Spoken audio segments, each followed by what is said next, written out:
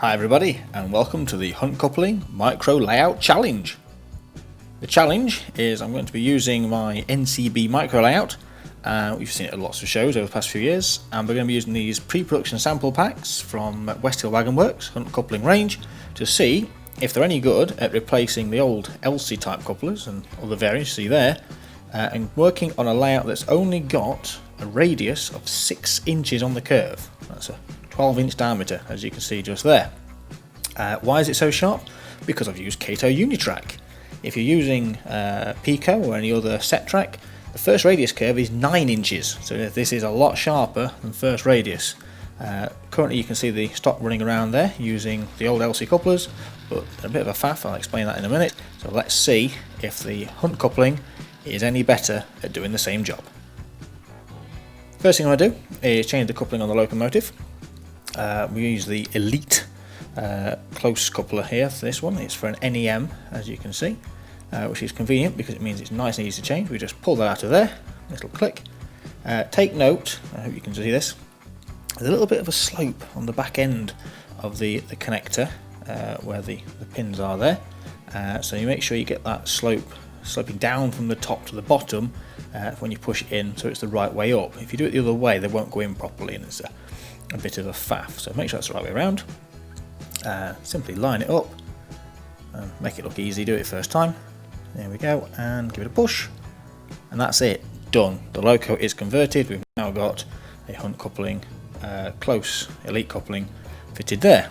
Right, let's have a look now if the coaches and wagons are any easy to change. For those, we're going to be using these here. These are the spring type coupling.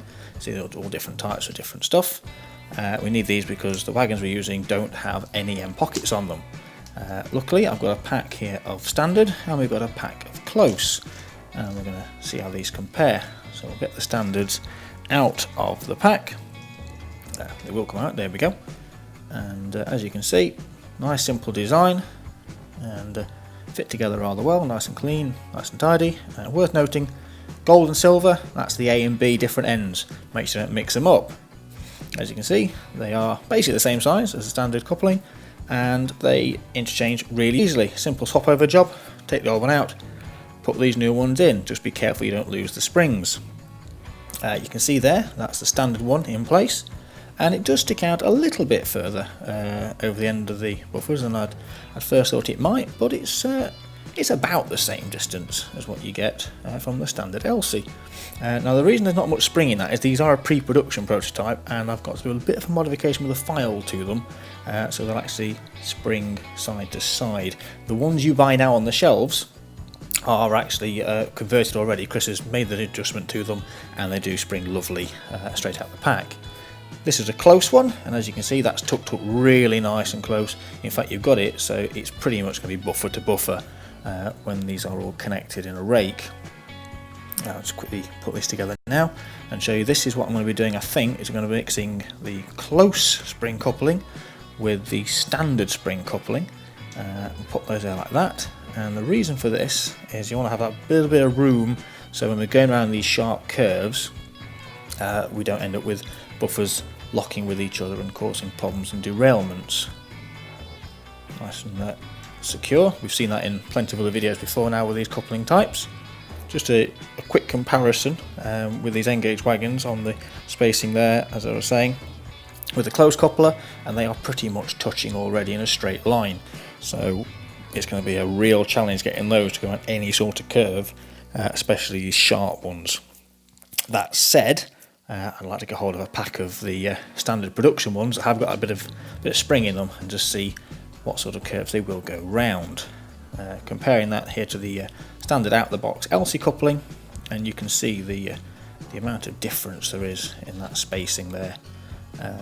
Really does improve the look overall between the wagons in the rake.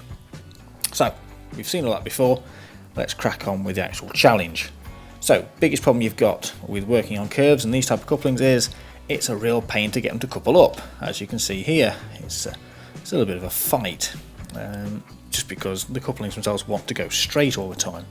So as you're trying to push them together and trying to couple them up, you've really got to faff about. And here you can see I've actually got to take them off the track and position them to get them together like that. When we have a look at the Hunt coupling, couple of magnets, we'll just drop that on this 6-inch radius curve, put the other one on behind it, and done. Instant. Coupled, and we're away. I think we might be onto a winner already with this, but let's see what we've got. So as you can see, that's how close they are with the NEM, and as I suspected, the close and close, it's a buffer lock, it's no good, it's not going to fit around these, so we're going to have to use that mix. That's what I thought. Similar problem, I'm afraid, with the Loco. Short and short, I haven't got a standard length NEM one for the Loco, so we have to go back to the LC couplings just for this test, but I will change those in the future to look like that with a short and a standard. So let's see how fast we can actually get the stock on. Normally takes me a few minutes in exhibition to try and get all the wagons on and running properly, and here we've already got 2 on the track and they are connected already, and I'm doing this on the curve as well. Again, most shows you have to do this on the little straight section on the level crossing, which again has some more problems because the gate's in the way. But there we go, we're less than 10 seconds I think that was, and everything's on. We'll throw some power to it, and do they work? Yes, they do. Look at that, straight round. We've now got everything on the layout operating on a 6-inch radius curve in seconds. And there you go. There is nothing more to say really. Just bear in mind this video was done in the same way you'd see an advert for a watch that says it's suitable to go underwater to 50 meters. We don't have to go down to 50 meters, but it's nice to know when you drop it in the sink, it gets a bit wet, it's not going to break. These couplings will work well on a 6-inch radius curve. That is your 50-meter drop. So for your layout at home where you're using first, second, third, fourth radius curves and above, they're going to work all day long. I think they're absolutely brilliant. Easy conversion, simple to do, ideal for any layout, anywhere, anyone. It's great. So that's it. I've waffled enough. Hope you've enjoyed the video. Big thank you to Chris and Chris from West Hill Wagon Works and Hunt Couplings. It's been good fun doing this little one, and I think I'm going to be converting a lot more of my stock in the future. Follow the links in the corner to have a look at more about this layout, and obviously follow the links to West Hill Wagon Works so you can go and buy your own couplings. So we'll leave you now with a few moving shots and just say thanks for watching and bye for now.